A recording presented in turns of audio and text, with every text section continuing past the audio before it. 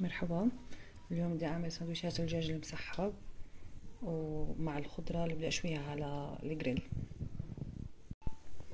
المكونات: بصل، توم مدقوق، دجاج مسحب، ملح وفلفل وبهار، زيت زيتون، والخضرة زي ما بدك. هون بدي احط زيت الزيتون اول اشي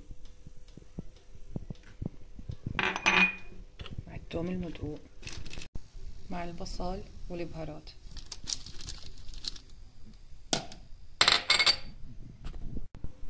بتركها منقوعة بالكيس ساعة زمن، وبهالوقت بدي اشوي الباذنجان والكوسة على جريل الكهرباء.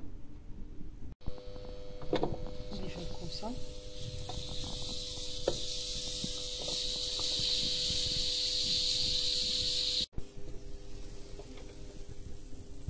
الشوي،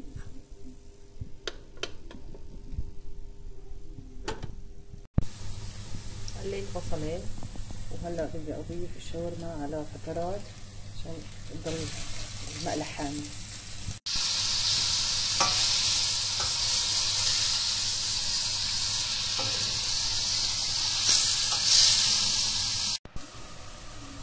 اخر مرحلة نحط الملح،